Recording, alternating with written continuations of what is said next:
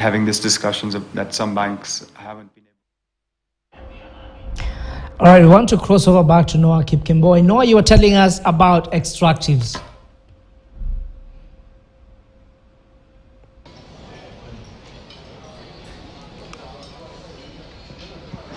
Noah, I don't know if you can hear me, but we want to have that conversation around extractives yet again. Thank you, Jimmy. You know, when something good is happening, the devil interferes. Nah, I'm kidding. But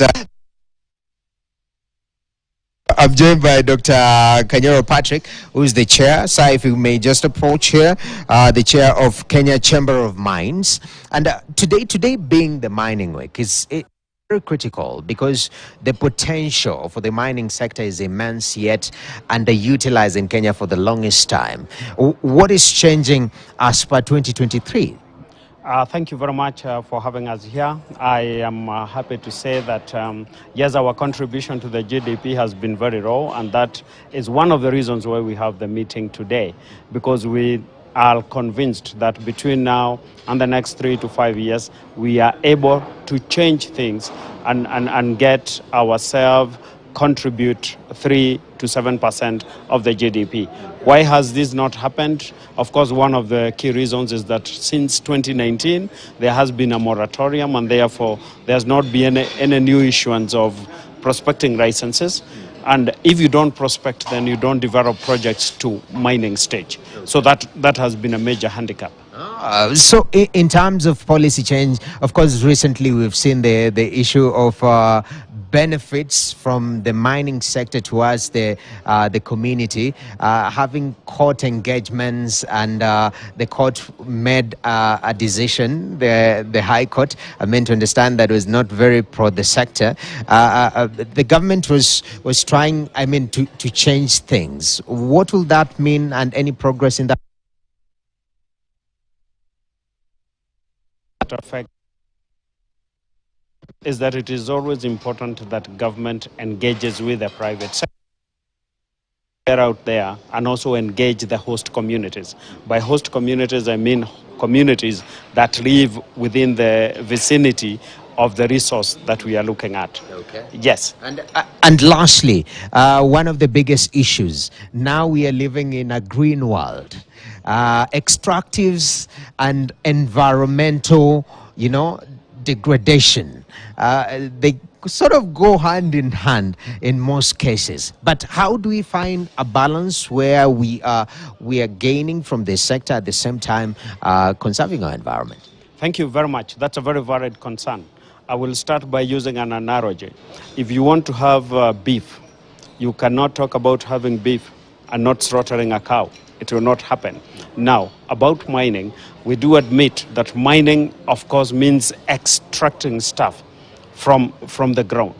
Now, I want to say, and I'm very proud of this, one of our members at the Kenya Chamber of Mines, and this is Base Titanium, has mined and restored its quarry mining area to a situation that is way better than pre-mining. So, like you said, it's to create a balance, but not just creating a balance, but making sure that we leave the mines better than we found them. Right. And it has happened, and we can do better. Okay.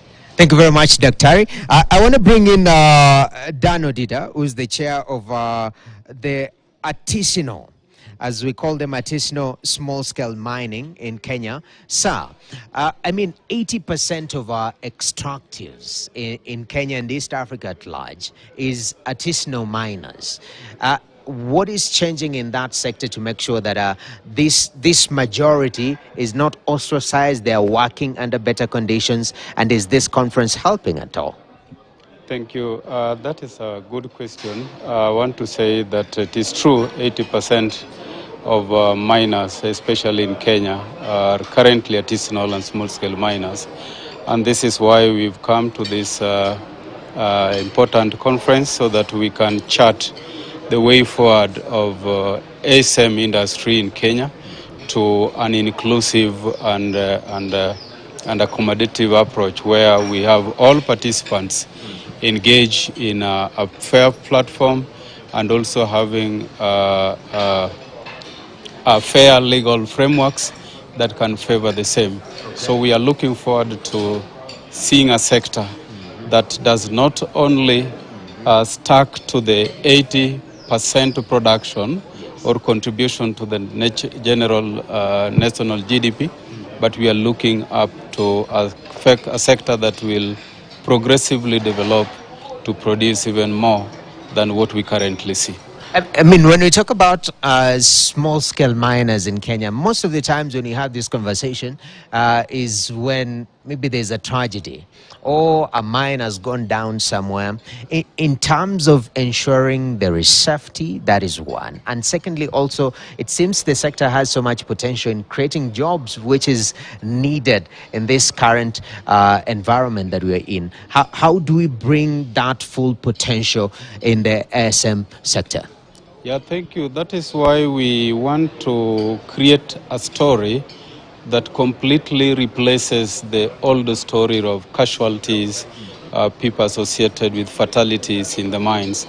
But we want to see a sector that is well organized. People work in a conducive environment where health and safety issues are adequately addressed. And just as I said, that it will also have to enjoy the goodwill of the legal frameworks that should be there to guide, especially when it comes to health and safety. We need to have legal frameworks that completely address the same. Right. So we are looking forward to seeing a good sector of artisanal and small-scale miners. And when we talk of artisanal and small-scale miners or sector, we are not only referring to the name, but we are also referring to what it contributes to the national GDP or to the economic of the nation. Definitely. So, and sorry, sir, I'll need to cut you short because I know we have a deeper conversation later on in the evening on KTN News. So we are looking forward to that. But thank you very much for your time.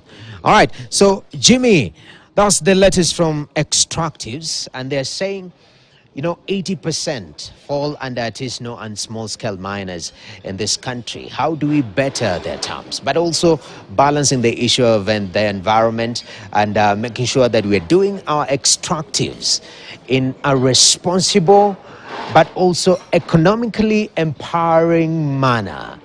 Well, that's the latest from this conversation and from this end. Back to you, Jimmy.